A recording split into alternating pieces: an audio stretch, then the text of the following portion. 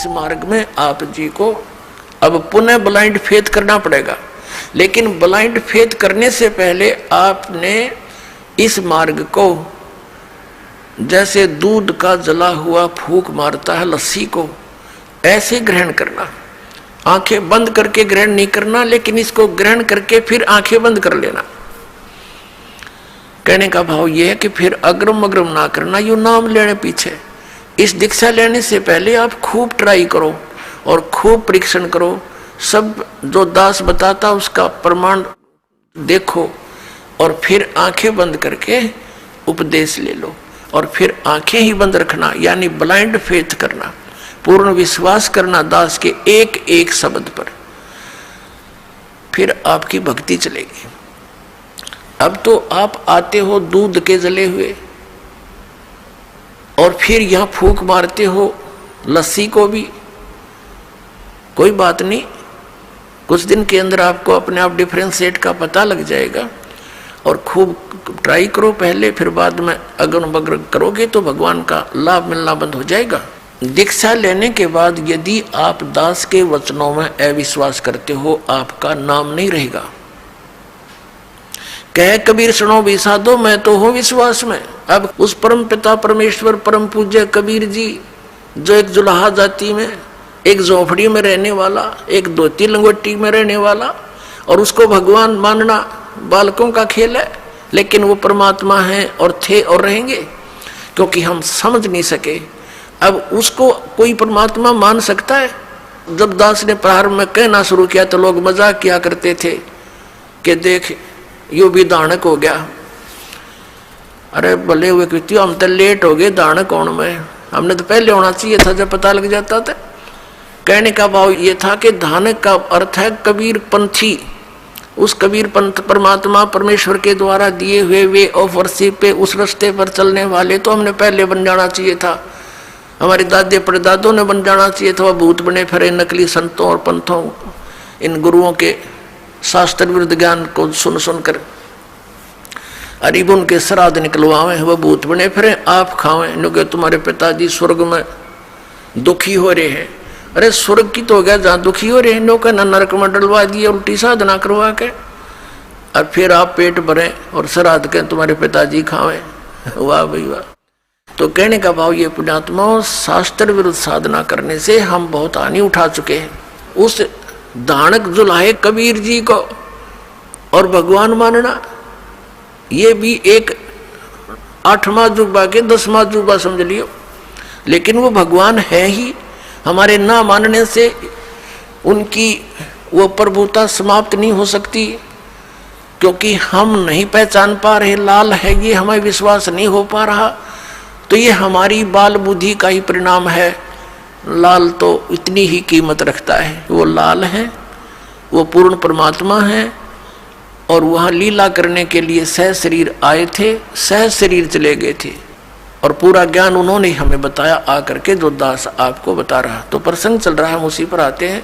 तो इसी प्रकार जब आप जी दीक्षा ले लेते हो, उसके बाद फिर दास जो वचन बोलता है और आपके मन में अविश्वास उत्पन्न होता है, तो आप कमजोरी में आ चुके हो, क्योंकि आप कितने दिनों से भक्ति कर रहे होगे, जब से जन्म हुआ। पवित्र हिंदू धर्म में तो शायद कोई ही व्यक्ति ऐसा होगा नास्तिक जो भगवान नहीं कहता हो या उसको नहीं मानता हो।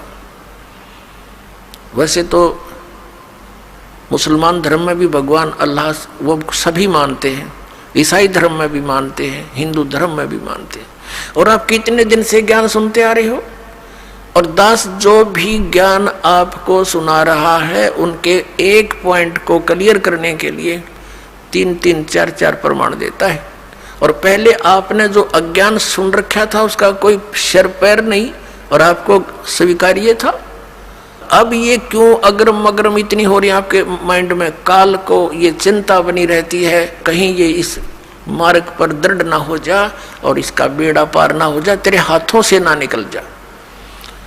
तो पुण्यात्माओं, उपदेश लेने से पहले दास ने बहुत सुविधा उपलब्ध कर रखी है। जिन दिनों में सत्संग होता सत्संग सुन करो, फिर परमात्मा ने दया बख्श रखी है, एक पवित्र टीवी चैनल पर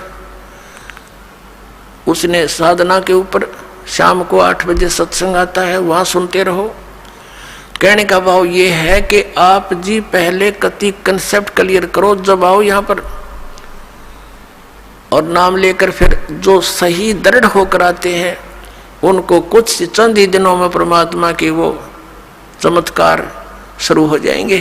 क्योंकि कनेक्शन ले लिया बिजली का, कनेक्शन लेते ही आपके पंखे चलेंगे, सब कुछ ठीक चलेगा। यदि कनेक्शन लूज हो गया, ना पंखा चलेगा ना कोई और सुविधा, उस पावर से होगी। जो पावर सत्र का काम है तो पावर से ही होगा। तो इस प्रकार आपका अगर कनेक्शन लूज रह गया, यानी आपका नाम खंडित हो गया, तो मालिक की पावर आपके घर पर या आपकी बॉडी में काम नहीं करेगी। इसके लिए परमात्मा ने बताया है कि अनंत कोट बाजी जहां अमन रचे सकल ब्रह्मांड ही, कहे कबीर मैं क्या करूं ये काल करे जीव खंड। कि मैं इतना समर्थ हूं। परमेश्वर कबीर जी कहते हैं अनंत कोट बाजी जहां मन रचे सकल ब्रह्मांड। और कबीर साहब कहते हैं, आदरणीय गरीबदास साहिब जी को कबीर साहब ने ये ज्ञान दिया था, ये वाणी गरीबदास साहिब जी की है कि कबीर साहब ये कहते हैं, गरीबदास जी उसका समर्थन कर रहे हैं कि कबीर साहब ये कहते हैं कि मैं क्या करूं, युग काल मेरे से जीवों को खंड कर लेता है, इनके नाम खंड करवा के फिर मेरी पावर वहां काम कर नहीं सकती, ये ऐसा कर देता है। तो आप इसे सावधान हो। दीक्षा लेने में देरी हो जावे कोई दिक्कत नहीं, लेकिन लेने के बाद फिर ये समझ लेना हमें भगवान मिल गया। और फिर गुरु जी को परमात्मा के तुल्य मानना पड़ेगा, तब आपकी प्रॉब्लम सोल्व होएगी। भले ही पुण्यात्मा गुरु भगवान नहीं है, ये दास क्योंकि मालिक आए थे वो तो भगवान थे ही, वो भी गुरु थे, हमने उनको भी भगवान नहीं माना। लेकिन इस दास को आपने भगवान मानकर ट्रीट करना पड़ेगा, तब आपको सफलता मिलेगी। जैसे गणित के अंदर एक प्रश्न आता है ब्याज का, ऋण का। उस ऋण के अंदर क्या होता है कि हमने मूल धन खोजना होता है, बच्चों ने मूल धन प्राप्त करना होता है, वो प्रश्न ऐसा होता है। तो उसके अंदर मानना पड़ता है, मान लीजिए मूल धन 100 रुपये, वो मूल धन 100 रुपये होता नहीं, वो तो करोड़ों की संख्या में होता है। लेकिन वो करोड़ों की संख्या की राशि वाला मूलधन हमें तभी उपलब्ध होगा जब हम 100 रुपये को मूलधन मान लेंगे।